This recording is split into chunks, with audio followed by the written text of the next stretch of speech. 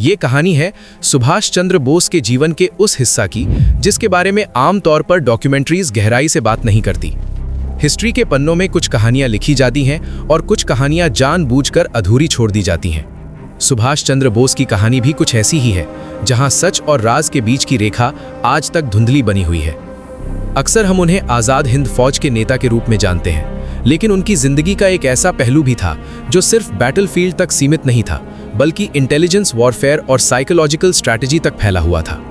1940 के दौरान British intelligence bureau ने बोस को एक ऐसे रेवोल्यूशनरी के रूप में क्लासिफाई किया था जो ट्रेडिशनल पॉलिटिकल थ्रेट से कहीं ज्यादा खतरनाक था। ब्रिटिश रिकॉर्ड्स में उन्हें the most dangerous man in India तक कहा गया था। उनकी हर मूवमेंट, हर मीटिंग और हर कम्युनिकेशन पर नजर रखी जा रही थी। कैलकाटा में उनके घर के बाहर सीआईडी ऑफिसर्स की परमानेंट ड्यूटी लगाई गई थी। टेलीफोन लाइंस टैप की जा रही थी, लेटर्स इंटरसेप्ट किए जा रहे थे। लेकिन इसी दौरान एक ऐसा प्लान तैयार हो रहा था जो सिर्फ एक एस्केप प्लान नहीं था, बल्कि एक साइलेंट इंटरनेशनल मिशन की शुरुआत थी। जनवरी 1941 की एक रात जब कैलकाटा सो रहा था, बोस अपने घर से एक नई पहचान के साथ निकले। ये एक ऐसा मोमेंट था जहां से उनकी कहानी एक पॉलिटिकल लीडर से बढ़कर एक कोवर्ट स्ट्रैटेजिस्ट की कहानी बन गई। उन्होंने सिर्फ अपना रूप ही नहीं बदला, बल्कि अपना पूरा नेटवर्क भी चेंज कर दिया। नॉर्थ वेस्ट फ्रंटियर के ट्राइबल रीजन्स में कुछ दिन गुजारने के बाद उनकी मुलाकात एक ऐसे अंडरग्राउंड नेटवर्क से हुई जो ब्रिटिश आर्मी के अंदर रहकर ही ब्रिटिश एम्पायर के खिलाफ काम कर रहा था। ये लोग ऑफिशियली ब्रिटिश के एम्प्लॉय थे, लेकिन इंटरनली एंटी कॉलोनियल सिंपैथाइजर्स थे। यहाँ पर बोस को एक कॉन्फिडेंशियल मिलिट्री मोराल रिपोर्ट दी गई थी। इस रिपोर्ट में एशिया और अफ्रीका में स्टेशन्ड इंडियन सोल्जर्स के लॉयल्टी इंडेक्स का जिक्र था। इस डेटा ने उनकी सोच को बदल दिया। उन्हें एहसास हुआ कि अगर ब्रिटिश इंडियन आर्मी के सोल्जर्स को साइकोलॉजिकली इन्फ्लुएंस किया जाए तो बिना एक मैसिव मिलिट्री इन्वेजन के भी ब्रिटिश कमांड स्ट्रक्चर को वीकन किया जा सकता है।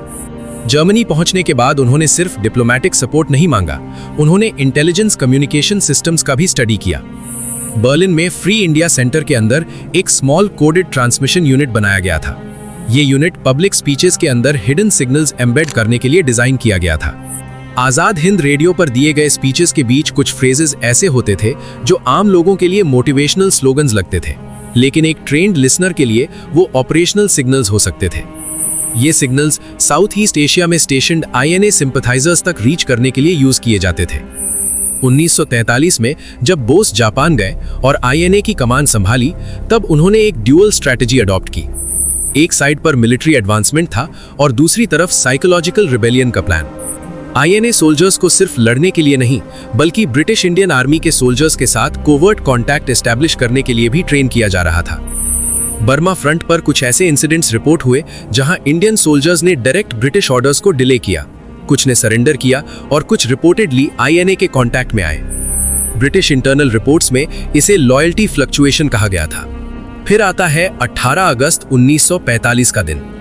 ऑफिशियल रिपोर्ट्स कहती हैं कि ताइवान के पास एक प्लेन क्रैश हुआ जिसमें बोस की डेथ हो गई, लेकिन क्रैश के तुरंत बाद कुछ कंफ्लिक्टिंग इंटेलिजेंस इनपुट्स आए।